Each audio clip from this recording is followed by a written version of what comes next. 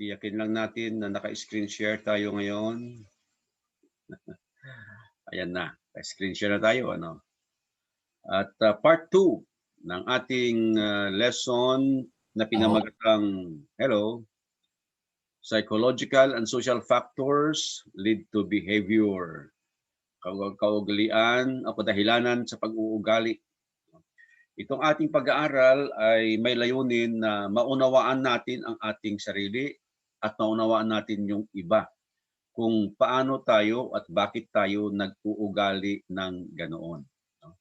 Base sa New Life Behavior Lesson, Unit 2, Lesson 2, Part 2 po tayo ngayon.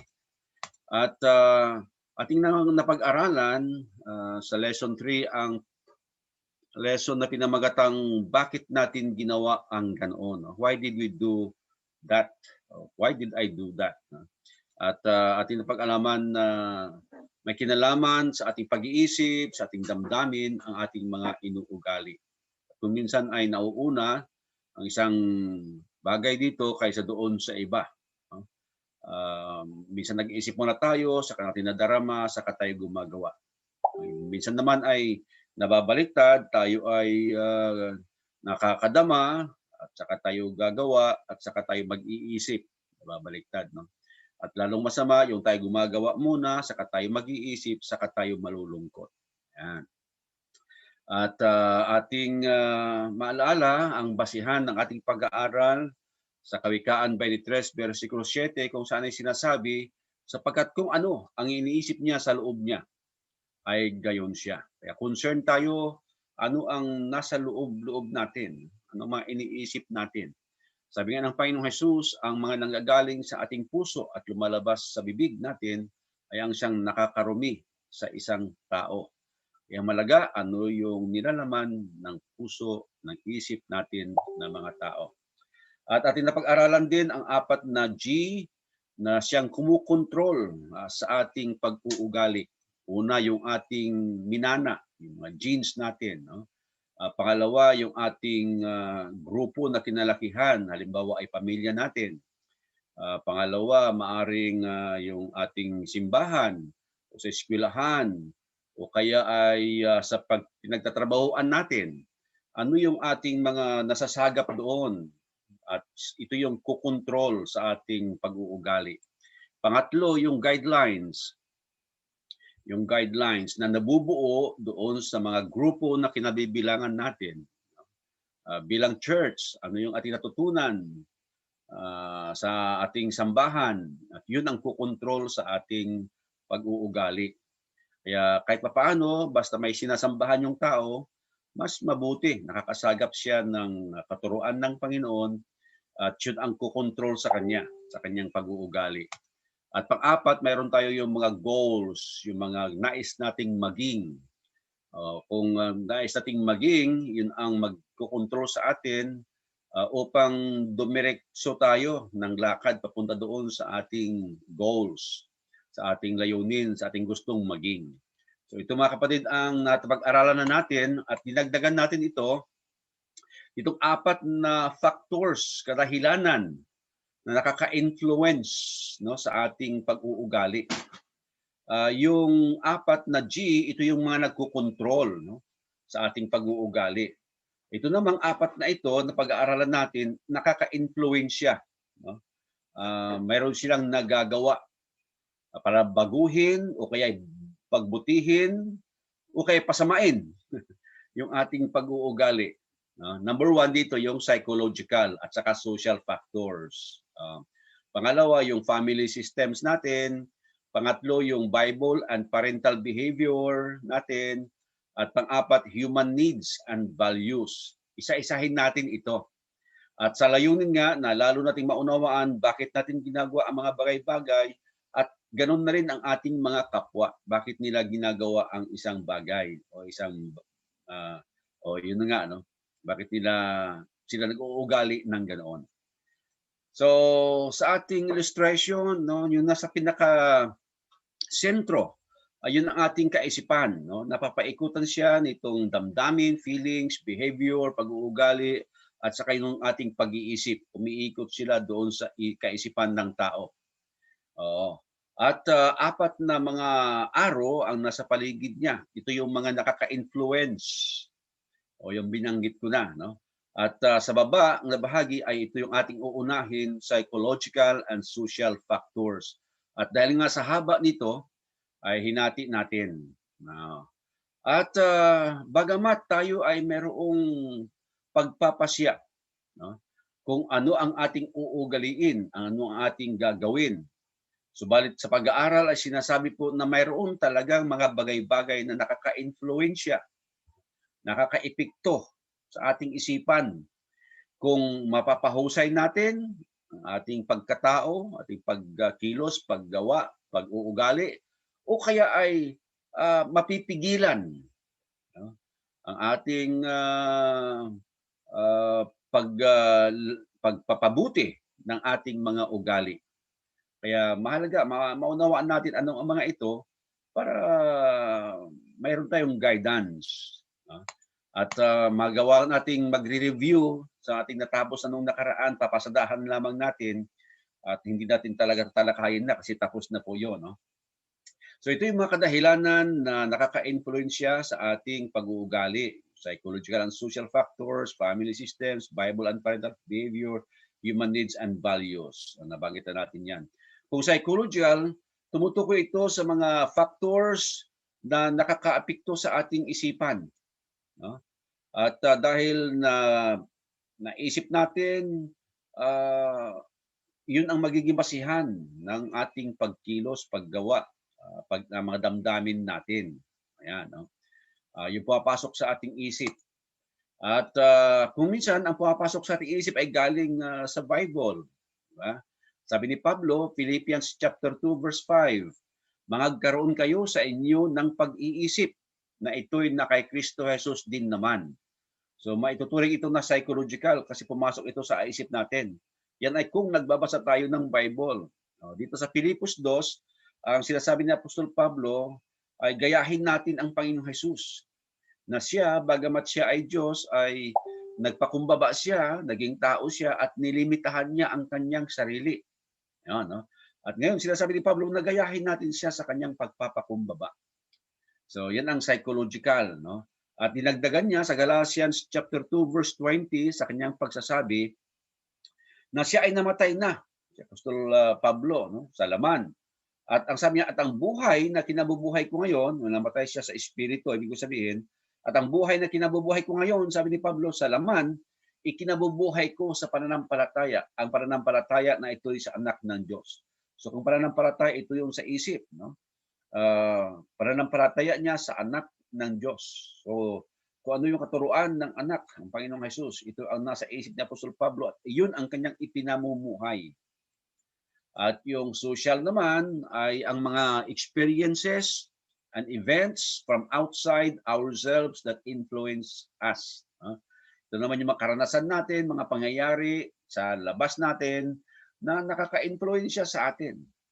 At minsan ay bumabago sa takbo ng ating buhay, ng ating pag-iisip, ng ating pag-uugali. Kung hindi man niya baguhin na makapabuti, binabago niya na mapasama. So yan ang kahalagahan ng ating pag-aaral. Sabi nga ni Pablo sa unang Korinto 15:33, ang masamang pakikisama ay nakasisira ng mabuting pag-uugali.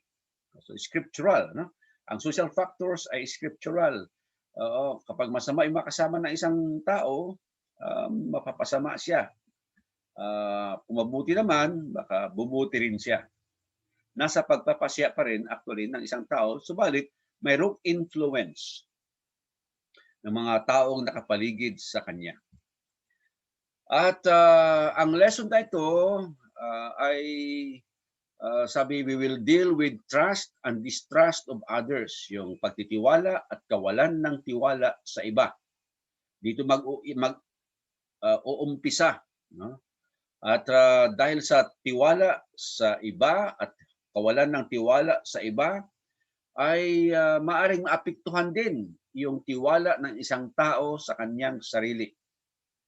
So, ating pag-aaralan ang mga nakakaepekto sa pag-uugaling ito mula sa birth through maturity until death. Kaya life story natin ito, no? actually stages ng ating buhay ang ating tatalakayin. O mula sa kapanganakan, sa paglaki natin, hanggang sa kamatayan. Yan. So, stages of human life, maliliit ang mga ito. Pero pag-aralan na natin noong nakaraan, mula sa basic trust in someone, no? Maaari tayong ahon, paakyat, o kaya ay mayroong pababa. Depende yan kung may nagtiwala sa atin o tayo ay nagkaroon ng pagtitiwala sa iba. Parang gano'n, no? Sa pagkakaroon natin ng tiwala sa iba, gaganda ang buhay natin mula autonomy, initiative, industry, identity, intimacy, generativity, ego, integrity, and then trust in self and others. Yan ang paahon, pataas, no?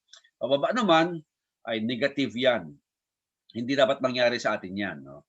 Mula sa basic trust in no one, wala kang tiwala sa iba, magkakaroon ng shame and doubt, guilt, inferiority, role confusion, isolation, stagnation, despair, and distrust self. Walang tiwala sa sarili at sa iba. So, natapos natin yung pababa, digression nung nakaraan at maulit lamang natin na kaunti. The stages of human development, psychological and social factors, itong mga stages na ito, dito ay pabago-bago ang buhay ng isang tao. At siyempre ang kanyang pag-uugali din naman. Nabanggit ko na yan. At human development built on trust. We discussed the down steps, yung pababa. Ito yung kawalan ng tiwala. So, built on basic distrust. Walang tiwala sa mundo. Alam niyo saan papunta ito? Pababa. Mula sa kapanganakan hanggang 18 months. Number 1, nandyan yung shame and doubt. Pagiging mahiyain at pagdadalawang isip. No? Kapag ang isang bata ay natutong hindi magtiwala sa mauna sa mga nakapaligid sa kanya na mga tao. At katagalan, hindi siya magtitiwala na rin sa kanyang sarili at ang mararanasan niya ay kahihiyan at pagdadalawang isip. Negative ito. Yung mga natalakay natin nung nakaraan. Oo nga pala, no? Sa mga may anak, tulad ni Sister Rofa, kayong mga binat at dalaga na magkapapamilya, maganda itong tandaan ninyo, no? Kasi kami ay tatapos na namin yung stage na yon, no? Sa mga apo na namin ito gagamitin ng mga principles. Sabi ko nga, noong kami ang nagpapalaki ng pamilya, hindi namin natutunan ito. Wala namang kurso sa college. Sabi ko na tinatalakay ang mga ito. Well, siguro sa mga nag-aral ng psychology, mayroon sa kanila. Pero kung hindi ka psychology major or wala kang subject na psychology, baka wala, no? So, mula doon sa number 1 na pagdadalawang isip at kahihiyan, ang susunod noon na digression pababa, no, ay ang pagkakaroon ng guilt. Feeling niya ay may kasalanan siya mula 3 years old hanggang 6 years old. Kasi hindi na-resolve yung una niyang suliranin, una niyang concern. Walang tiwala. No? Hindi siya pinagkatiwalaan at hindi siya nagtiwala sa iba. Kaya mayroon siyang pagdadalawang isip. Ngayon, feeling niya makasalanan siya. Number 3, sa kasalanan na yan, magdudulot sa kanya ng inferiority, kahinaan, mula 6 years old hanggang sa pagbibinata o pagdadalaga. No? Feeling niya mababa ang sarili niya sa ibang mga tao. Magiging mahiyain din siya. No? Feeling niya wala siyang halaga. Ganoon. Kaya resulta ito ng unresolved guilt. Kaya ikalang i-address natin ng mga magulang ito. Number 4, ang magkakaroon siya ng role confusion. Hindi niya alam kung ano siya. Una sa pamilya, ano ba siya doon? O kaya sa kanyang kasarian, mayroong iba na nalilito. Ano ba ako, babae o lalaki? Mga ganun. No?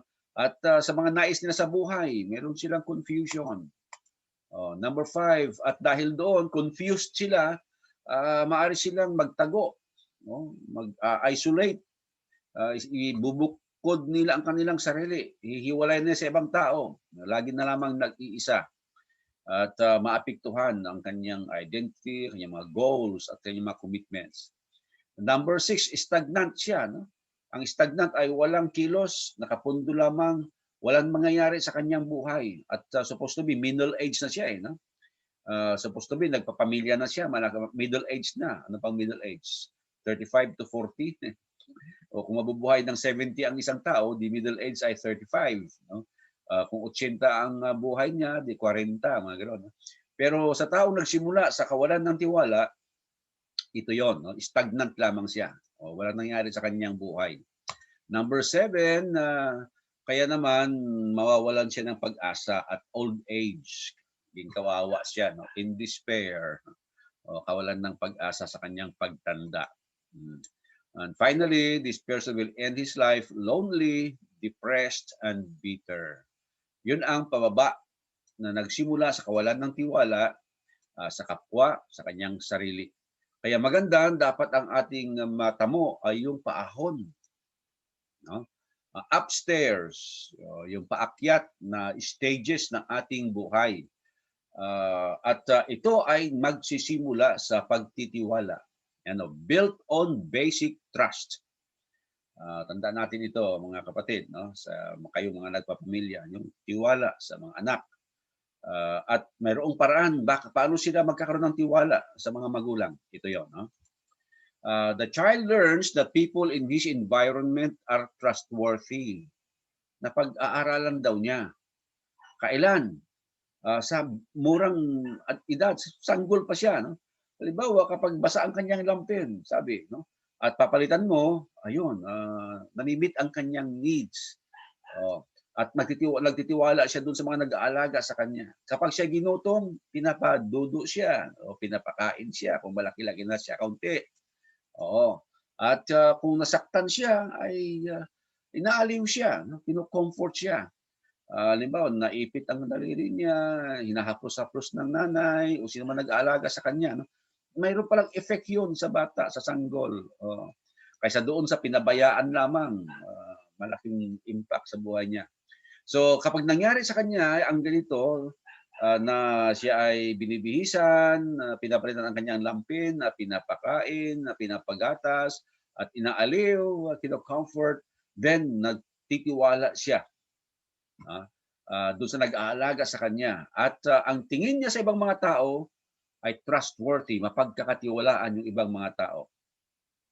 Mayroon akong naalalang kwento nga, no? Isang tatay ang tinuruan yung kanyang anak. Nilagay niya sa mas mataas yung kanyang anak at pinalundag. No? Sabi ng tatay, lundag ka, sasaluhin kita. Nung lumundag yung anak, hindi niya sinalo. Sabi niya, huwag kang magtiwala sa sinumang tao.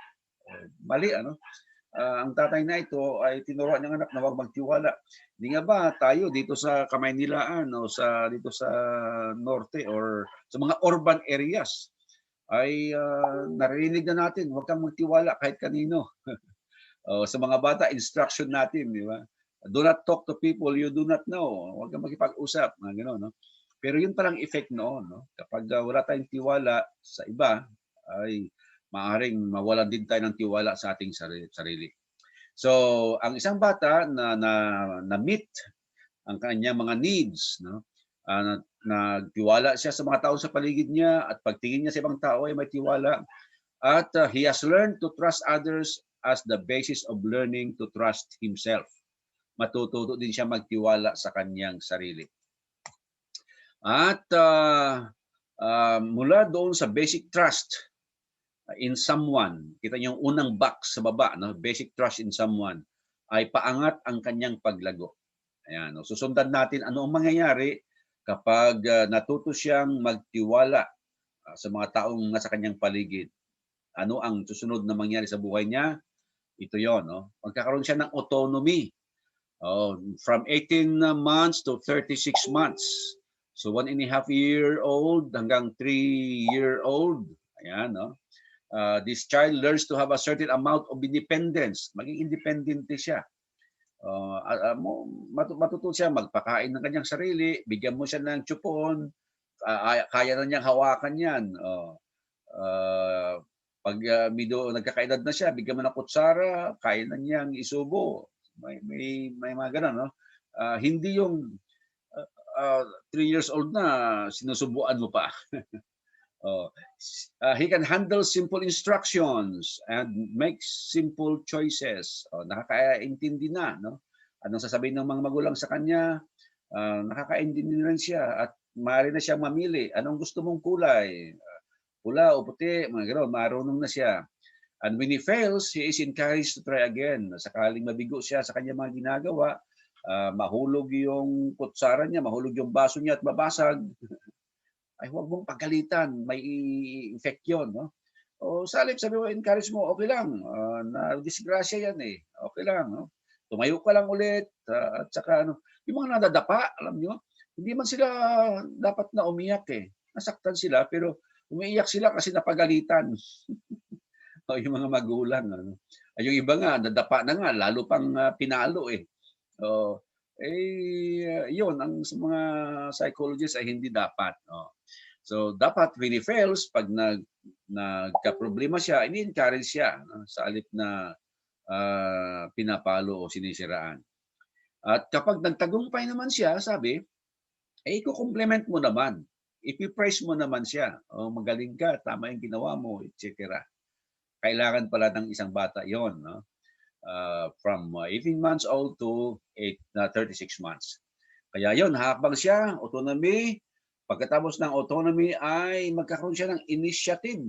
Yung initiative mula 3 years old hanggang 6 years old, meron siyang sapat na trust and autonomy. Ngayon ay makakagawa na siya ng kanyang sarili. Makapagplano at mag-perform certain expected tasks. Yung initiative ba, hindi na kailangang sabihan pa. Alam na niya. May mga batang na-train sila ng ganito. Bakit? Maganda yung simula eh. Nagkatiwalaan na siya. At meron na siyang autonomy. At ngayon, initiative na. Kaya na niyang kumilos na hindi sinasabihan. At muli, pinapaalala sa mga magulang ng encouragement at appreciation ay kailangan nila. Pag nakagawa sila ng tama, purihin mo. Okay? Kung nakagawa ng mali, ay ayusin mo ng pagsabi. Para hindi siya madala at tuloy-tuloy yung kanyang improvement. Ayan, no? So, aakyat siya ng isang hakbang ulit mula sa initiative, magkakaroon siya ng industry. Sa industry, magiging masipag siya. Gagawa na siya from 6-year-old to puberty, pagdadalaga at pagbibinata. By this time, ay master na niya yung paggawa ng mga bagay-bagay. Sa klase, marunong na siya sa mga subjects niya. No? Kaya na niyang gawin ang assignment niya o yung mga nag-module ngayon. 6-year-old, naturuan mo na yan hanggang sa pagdadalaga, pagbibinata. Problema, yung magdadalaga na magbibinata ay hindi pa niya kaya yung assignments niya na yung level ng learning ay para naman sa edad niya, may problema yon. Kaya na nang sumali sa mga sports, masumakay ng bisikleta, gumamit ng mga tools, at gumawa sa bahay. Ayan, no? Yan ang stage na nasa kanya, industry. At pagkatapos noon ay ang next, number 4, identity. Alam niya kung sino siya. Wala siyang confusion. Katulad nung pababa na improvement, hindi improvement na yun. Yung digression, no? Confused sila eh. Ano sila? Ito, hindi. Sigurado siya sa kanyang identity. Kasi tumatanggap siya ng confirmation from other people that he is capable. Magaling ka. Tama yung ginagawa mo. Leader ka. Mga song leaders, prayer leaders. Kaya may katangian kang ganito. So, i-identify niya ang sarili niya doon. Kristiyano ka. Yun, mahalaga yun. No? Hindi ka basaguliro. Hindi ka kanto boy. Ganyan, no? At i-maintain niya yun. Kasi may confirmation mula sa iba. And his identity begins to form from the things he can do well. Yun, no? Mabuti ka. You are good at math. So, alam niya, okay ako dito sa math na ito. Okay ako dito sa English subject ko. O okay ako sa physical education, etc. So, mayroon siyang identity. At this stage, parental wisdom is very important. No? Sa edad pa na nagbibinata, nagdadalaga ang mga anak, nakakahalaga ito. No? Sa mga magulang, ayon sa Proverbs 22 verse 6, Train up a child in the way he should go, and when he grows old, he will not depart from it. O kailan titrain natin yung bata sa tamang daan niya, no, na paglago ayon sa aral at nurture ng Panginoon, at hindi niya ito iiwanan. At ready na siya ngayon na humakbang ng isa pa sa improvement niya, no? And that is intimacy. Mula sa pagdadalaga, pagbibinata, ayun na, nagliligawan na. Mayroon ng intimacy, no? Makaka-develop na siya ng friendship. Ang iba ay sa kapwa laki, sa kapwa babae, na mga kaibigan, no? Yung iba nagliligawan at nadidevelop yung relationship nila. At wala namang problema yon, no? Kasi ibig sabihin nun, tanggap siya, no, ng ibang tao, mga friends niya, o lalo na kung boyfriend, girlfriend, crush, mayroong acceptance, kaya nabubost yung kanyang personality. Number 2, mayroong confirmation, pagpapatibay sa kanya, no? Sa mga ginagawa niya, sa ugali niya. At expectations, mga inaasahan sa kanya ay nagagawa niya. Pumasa siya sa kanyang mga exams, maganda ang pakikitungo niya. So expected na mga magulang sa kanya ay nagagawa niya. At tumatanggap siya ng appreciation. Sinasabi siya ng mga magulang niya, tama ang ginagawa mo, okay ka, tuloy ka lamang. So development ng relationship sa ibang tao nagagawa niya. So nandun na siya, mataas-taas na siya, no? 1, 2, 3, 4, 5, pang 6. Dahil stable naman siya sa kanyang relationship sa iba. At the middle age, mayroon nang tinatawag na generativity. Ano yon? One produces and cares for the next generation. Gusto na niya, o iniisip na niya yung mga sumusunod na henerasyon. Hindi na lamang sa kanyang sarili. Nais niyang ihanda ang mga susunod na henerasyon. Kaya yung kanyang mga ari-arian o kanyang positions ay maaari na niyang ibahagi sa mga anak, mga kamag-anak kaya, nieces and nephews, mga pamangkin, at kahit na sa mga orphans at iba pang mga nangangailangan. No? Ang iba, mas napaaga. No? Napaaga ang kanilang pagsasagawa nito. But supposed to be, sa middle age, ay yun na ang stage ng tao. Stable na siya sa kanyang buhay at ngayon ay hindi lamang sarili ang iniisip niya, ang ibang tao ay iniisip na rin niya, lalo na ang next generation. Galing, ano? So improvement ito. And then he will finally meet the final stage of his life. Ego integrity ang tawag dito. May sariling integridad kung saan sa kanyang pagtanda ay nakita niya ang kanyang sarili na okay na. Ito yung mga sinasabi na I have lived a full life, successful life, na ibig nilang sabihin. At di na siya matatakot na mamatay. At kahit na yung mga anak nila ay naiintindihan na siya sa kanyang kalagayan, na handa siyang mamatay, hindi na rin sila takot na mamatay. At dahil dito, ay makakamtan niya yung tiwala sa sarili at kahit na sa iba. So in conclusion, mga kapatid, no, kung meron na sa atin ang basic trust in someone, pagtitiwala natin sa mga tao na sa ating paligid mula sa pagkabata, parang meron tayo nung susi. It's like possessing the key to getting our lives on the upward staircase. Parang nakakatiyak ka tayo na paahon talaga yung buhay natin. Kasi meron tayo nung pinakasusi. Ano yun? Basic trust in someone. With trust in others and successful behavior on our part, sa tiwala natin sa iba at yung ating basic na successful na pag-uugali, yung tiwala natin sa ating sarili at ang mga benefits ay para sa atin to enjoy and share with others. Kaya naman, we recommend that we turn to Christ as Paul and others have done. Isang tao kailangan lumapit sa Panginoong Jesus tulad ng ginawa nila Pablo at ng mga unang mga Kristiyano. Tayo rin ay dapat na ganun ang gagawin. We have to die to ourselves and let Christ live through us. Tulad ng tinuturo ng Galatians chapter 2 verse 20 at Romans chapter 6 verse 4, matay tayo sa kasalanan, Maililibing tayo sa tubig ng bautismo at mabubuhay ng panibagong buhay kay Kristo. At sa ganito, ay magkakaroon tayo ng successful life. At we will attain the ego integrity, sariling integridad. So itong ating lesson ngayon, mga kapatid. No?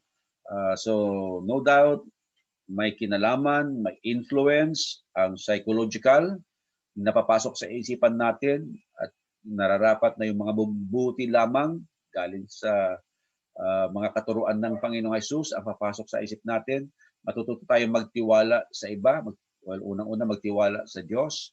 At ito yung ating pinakasusi upang umangat, no? Ma-fully develop ang ating pagkatao ng ayon sa salita ng Panginoon. So magandang gabi at pagpalain tayo ng Panginoon.